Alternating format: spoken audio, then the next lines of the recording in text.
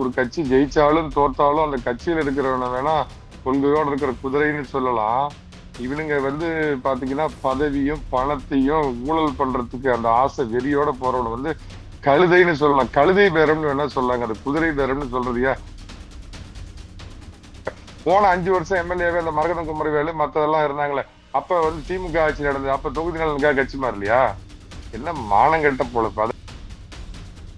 பாசிச பாயாசம் ஜனநாயக படுகொலைனார திருமாவளவன் சமூக போராளி இப்ப அப்படியே மியாவ் தோழமை சுற்றுதல். மானம் வெக்கமா இல்ல? எம்ஜிஆர் ஐயாவை பார்த்து விசில் அடிச்சோம், ஜெயலலிதா அம்மாவை பார்த்து விசில் அடிச்சோம் அப்படின்னு ஒரு நிறைவோட இருக்கலாம். நான் இத்தனை வருஷம் அதிமுகவுல இருந்து பிறந்ததுல இருந்து ரெட்டல இருந்து பெருமை பேசிக்கலாம். இல்ல இந்த நடிகருக்கு போய் விசில் அடிக்கிறதே பெருமைனா போய் சாவுங்க போகும்.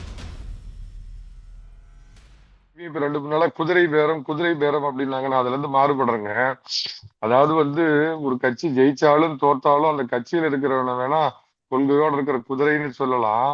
இவனுங்க பாத்தீங்கன்னா பதவியும் பணத்தையும் ஊழல் பண்றதுக்கு அந்த ஆசை வெறியோட போறவன கழுதைன்னு சொல்லலாம். கழுதை பேரம்னு வேணா சொல்லாங்க. அது குதிரை பேரம்னு சொல்றதையா நல்ல ஒரு மேன்மையான குதிரையை போய் கேவலப்படுத்துறீங்க. கழுதை பேரம்னு வேணா சொல்லலாம்.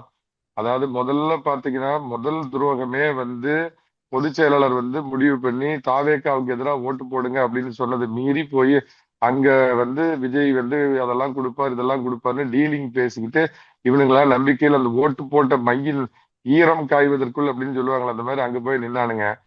அப்பயே பாத்தீங்கன்னா இவங்க பண்ணது கொலை துரோகம். அது முதல் துரோகம் அங்க பண்ணிட்டு போனானுங்க. அவரு வேட்டைக்காரர் பீஸ்ட். அவரு இவங்களை அழகா போவாதன்னு சொல்லுவோம். அவர் போன உடனே 2 கிட்னி உருவிட்டு போயிட்டு வாங்கன்னு இவங்களுக்கு அனுப்பிச்சு அந்த பக்கம் 10 கோடி 15 கோடி 2 பொது உடைமைக்காரங்களையும் வெளியில ஆதரவு வச்சுட்டு இங்க பாத்தீங்கன்னா நம்ம கொள்கை முழக்க வீரர், அதாவது சமூக நீதிக்காகவே தலித் எழுச்சிக்காகவே நாள் வரைக்கும் முதலமைச்சர் பதவி கிடைக்குமான்னு இங்க டீலிங் பேசிட்டு இது கிடைக்கலன்னே ஒரு நாள் தாமதப்படுத்தி அங்க போய் நாள் வரைக்கும் RSS பெற்றெடுத்த பிள்ளை அப்படின்னு விஜய் சொல்லிவிட்டு அந்த வாயை கழுவாம பிரஸ் போட்டு தேய்க்காம கூட அடுத்த நாள் போய் லெட்டர் கொடுத்து அங்க பதவியில சேர்ந்துக்கிட்ட திருமாவளவன்லாம் நம்பி நம்ம ஆட்சி அமைக்க முடியாதுன்னா இந்த பக்கம் இருந்து உருவி அவங்க கிட்ட எல்லாத்தையும் உள்ள இழுத்துட்டு வந்துட்டு கடைசியில இவங்களுக்கே துரோகத்தால் அழியும்.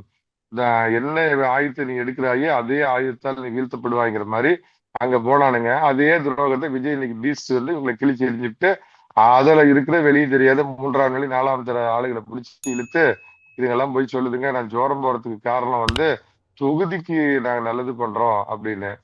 போய் தொலைங்க, போற இடத்துக்காவது விசுவாசமா இருங்க. அங்க ஆனா நான் ஒண்ணு கேள்விப்பட்டேன், பீஸ்ட் அவங்களுக்கு ஒரு அதிர்ச்சி வைத்தியம் கொடுக்க போறாராம்.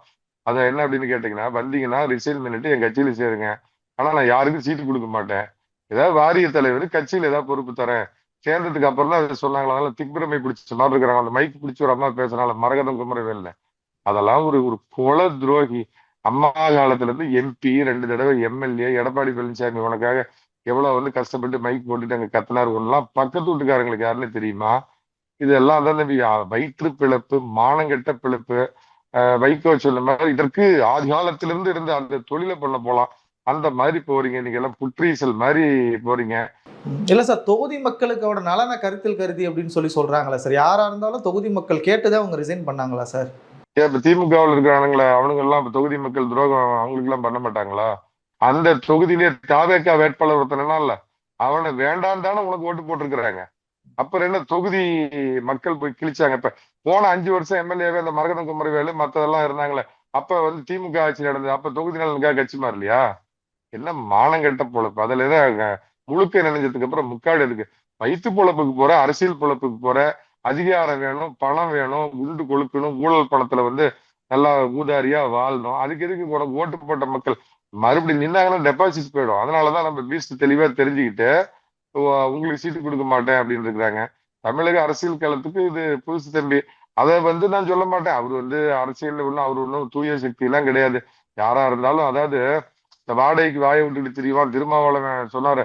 இதே விஷயம் மத்திய பிரதேசல பிஜேபி என்ன பண்ணுச்சுன்னா 20 காங்கிரஸ் எம்எல்ஏங்களை சிட்டிங் எம்எல்ஏ ராஜ்நாத் இவருடைய கமல்நாத்தோட அமைச்சரவையில இருந்து வெளியே கொண்டு அப்படியே ரிசைன் பண்ண வச்சு தாமரை இலைக்க வச்சு ஜெயிச்சாங்க. அப்போது பாசிச பாயாசம் ஜனநாயக படுகொலைனார திருமாவளவன் சமூக போராளி இப்ப அப்படியே மியாவ் தோழமை சுற்றுதல். மானம் வெக்கமா இல்ல?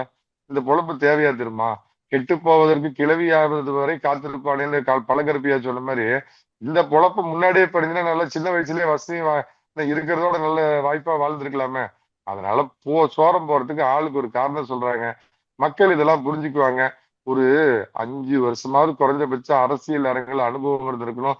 எதிர்க்கட்சியா களமாடி இருக்கணும். ஆர்ப்பாட்டங்கள், போராட்டங்கள், மக்கள் பிரச்சனை இதெல்லாம் எதுவுமே தெரியாம சினிமா கவர்ச்சி அப்படிங்கிற ஒண்ண மட்டுமே பார்த்து வீட்டுல இருக்கிற சின்ன பிள்ளைங்களை ஒரு ஆயுதமா பயன்படுத்தி அவங்க மூலமா உள்ள பெரியவங்களை வந்து இன்ஃப்ளூயன்ஸ் பண்ணி இந்த ஓட்டை வாங்கி வந்துட்டு ஆட்சினா என்ன, ஆட்சி கட்டுலாம் என்னன்னு தெரியாம அவர் பாட்டுக்கு இந்த அமெரிக்க அதிபர் மாதிரி கோட்டு போட்டுக்கிட்டு அவர் இந்த சற்றும் இந்த மண்ணுக்கு பொருத்தமில்லாத ஒரு உடையில ஆட்சி தராரு. ஆட்சி எப்படி இருக்குதுங்கிறது டெஃபரெண்டா ஒரு 6 மாசம் கழிச்சு தான் நம்ம விமர்சனம் பண்ண முடியும்.